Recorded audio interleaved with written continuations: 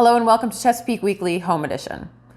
Well, the vaccination process continues here in Chesapeake, but remember, we really are just at the very beginning. So vaccine supply is very limited right now, but the Chesapeake Health Department is vaccinating as many people as they possibly can without wasting a single dose. So we just want to make sure that everybody remembers this is a marathon, not a sprint, and we ask for your patience as we work through it. Now, for a better understanding of the vaccination process itself, we again go to the Chesapeake Health Department, who's leading the way for this. Listen to this clip that we pulled from the most recent Mayor's Emergency Response Roundtable. So at this point, the first vaccine, and I know it seems like it's been a year since we've been doing this, but the first vaccine actually was not delivered to Chesapeake Regional Medical Center until the week before Christmas. And they received 2,200 doses, and it was the Pfizer vaccine. And they immediately scheduled clinics the following 2 weeks to start the week before and week after to vaccinate all of their healthcare workers within the hospital.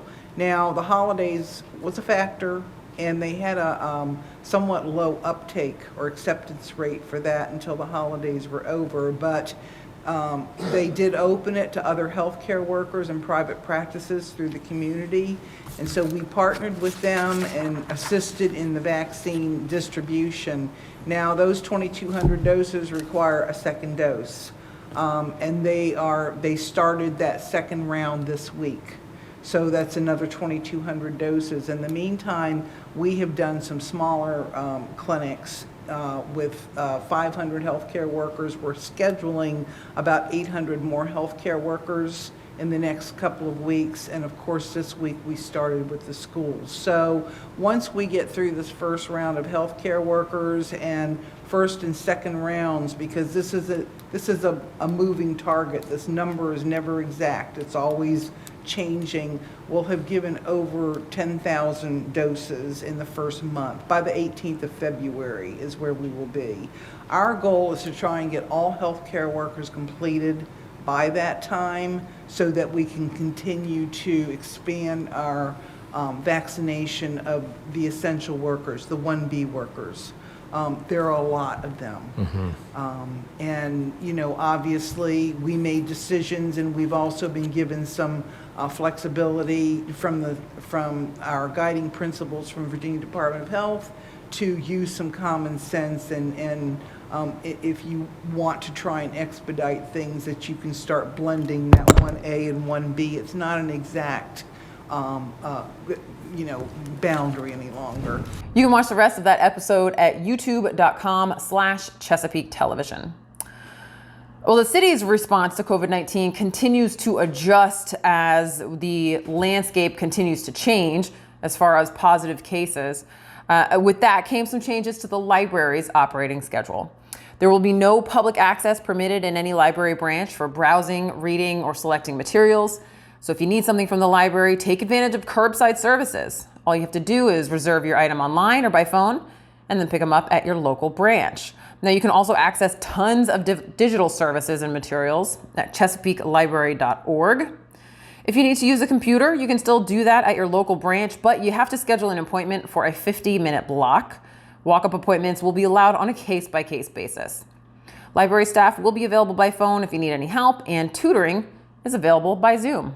Just call your local branch for information. And while COVID-19 has dampened so much of the fun that we're used to here in Chesapeake, the Parks, Recreation, and Tourism Department has done a lot of work to make sure you're still getting outside and enjoying the beautiful city that we have. So we've still got a few events to tell you about coming up. Learn the basics of fly fishing at the Rokeby Center on February 6th from 10 a.m. to 1 p.m. Fly fishing is a great COVID-safe pastime, and this how-to class will follow all COVID guidelines, so don't forget your mask. You can bring your own equipment, but you don't have to. You do have to register before you attend. Learn more and register by calling 382-6411. Or perhaps skywatching is more your style. Learn about the galaxy with the Back Bay amateur astronomers at Northwest River Park's equestrian area. It's free and for all ages.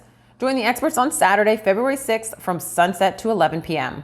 Remember to mask up and dress for the weather. Now, this event is weather permitting, so if it's looking a little iffy outside, call 382-1359 to confirm that it's taking place. Learn more about what the Parks, Recreation, and Tourism Department continues to offer by calling 382-6411 or just visit cityofchesapeake.net/PRT.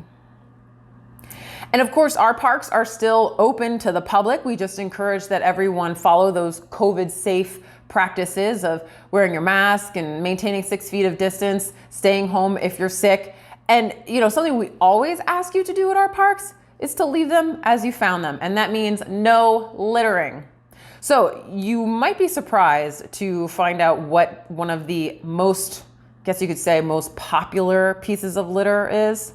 It's cigarette butts. Even though they're so tiny, they actually make up a big part of the litter that is left at our parks and all over every single day. So, a few little factoids. Cigarette butts make up 32% of litter, and they do not biodegrade. They're not just gonna disappear. And about 41% of smokers say that they don't have a place to put their cigarette butts when they're out and about. But you can't say that anymore in Chesapeake. The Parks, Recreation, and Tourism Department has a solution. So they just recently were awarded a grant to install cigarette butt stations at several of our local parks. Here's more from the Parks, Rec, and Tourism Department. Hi everyone, I'm Megan Hale. I'm with the Chesapeake Parks, Recreation, and Tourism Department. I'm here at City Hall in the Courtyard Square Park talking about these new cigarette receptacles, part of our Park Your Butts campaign. This is a way for Chesapeake employees and residents to keep it clean. So these receptacles were purchased through a grant from Keep Virginia Beautiful. They gave us $1,000 to purchase receptacles and have proper stickering on the containers to help educate people and encourage them to place their cigarette waste in the proper place. So litter is actually just waste that's out of place. Did you know that 31% of all the littered items in the world are actually cigarettes and cigarette butts? And we're using these in outreach and education regionally with AskHRGreen.org to help remind people that these small items have a large impact on our environment. That cigarette filters and cigarette butts are not actually biodegradable, that 95% of cigarettes and their filters have plastic in them that stay in our environment forever and ever. And if you're interested in receiving more environmental tips and doing right by the environment, check out the 2021 Keep Chesapeake Beautiful calendar. Each month offers an environmental tip and a beautiful photograph. So remember everyone, park your butts in the right place. Let's keep it clean, Chesapeake. Thanks so much. I'm Megan Hale. Now, as Megan mentioned, the annual Keep Chesapeake Beautiful calendars are out and ready to cheer up your home office or just your home or wherever you like to hang out and need a calendar. The photography is truly stunning, and it's from all over Chesapeake. It's all local photography. You can get your calendar today for just a $5 suggested donation, and that money goes towards environmental projects right here in the city, so it's definitely well worth it. Get that calendar at the Chesapeake Visitor Center, which is on Progressive Drive, or at any of the community centers. And finally, some fire recruits were really feeling the burn here a couple weeks ago when they got some very hands-on training, literally going into burning buildings. It was a great opportunity for them to test out their skills and to build some teamwork. Take a look. Fire's right there, so I don't really want the victim in the fire room because I don't want the crews that are putting the fire out to find the fire. Yeah. We're out here doing our week of burns. We have to bring the recruits down here to just go over some stuff that we fine-tune, some stuff that we've worked on, trying to get them in a live burn environment. Advance some hose lines, do some breaching and breaking as far as like doors, put ladders on the building, throw ladders, search for victims, drag victims out, things like that. Holidays and stuff, When they get in the field, the city doesn't care that how long they've been on the truck. First day it could be the best day of their life, or the worst day of their life, So we try and expose them to everything, and being able to get out here in Virginia Beach and partner with Virginia Beach and coming out here to the burn building and actually pulling some hose lines and feeling some heat and feeling some smoky environments. We use fake smoke in training sometimes, but it's not like this because you don't get all the elements. So it's really, really beneficial for them to come out here and feel the environment and be able to put everything together, hear the radio conversations, the talk, the dispatch, and talking, and it just helps get them ready.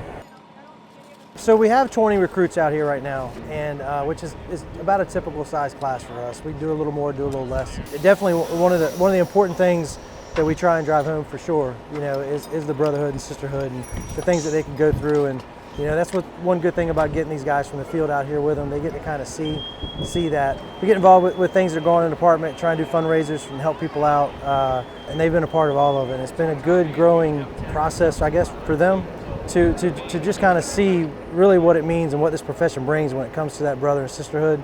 And it helps make them stronger too as a class. All this is team building. And some of the bonds and relationships they form here, they'll have their whole career. Well, that does it for this week. Everyone stay healthy, and we'll see you here again next week. Don't just learn history, live history.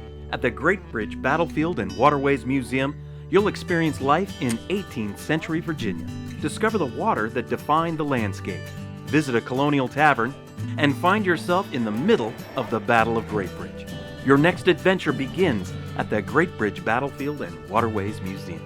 All COVID-19 safety precautions apply. Go to gbbattlefield.org for more information.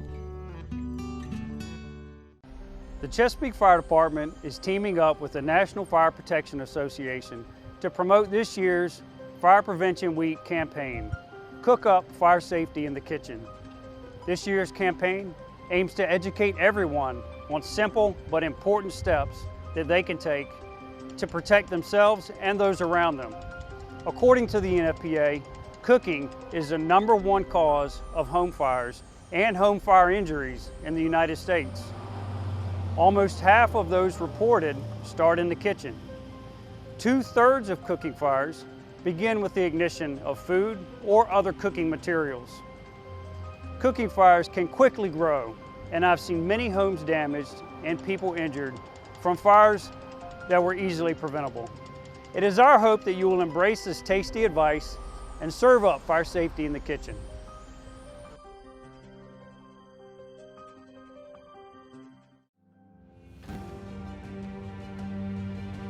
I wear a mask because I want to keep our businesses open and I want to help stop the spread of this horrible virus. I wear a face mask for the safety and courtesy of others. I do not want to be the cause of the continued spread of the COVID-19 virus. I wear a mask to help everyone stay healthy and to protect our community.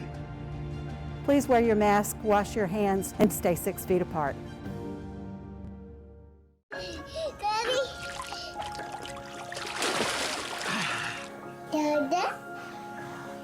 Daddy?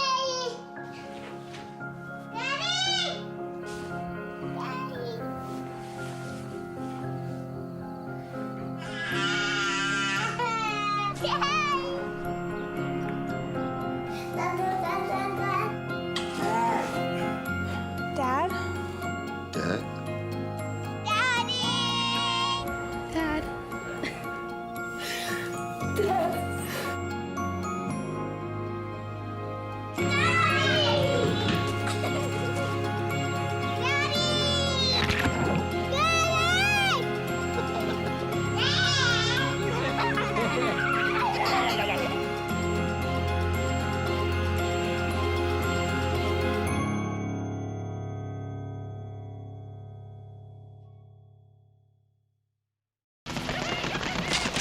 There's a new app in town. It's come to make your life easier when you need a service from the city of Chesapeake. Need a bulk trash pickup? Got you covered. Spot a pothole? Report it here. Neighbor's yard looking trashy? Help is on the way. The brand new Chesapeake Service Requests app is available now in the App Store and on Google Play. It's free and easy to both download and use. Add the app to your favorite device today so it's ready when you need it. And with so many services available, you're sure to need it soon. If you have questions about the app, you can call the Chesapeake Customer Contact Center at 382-CITY.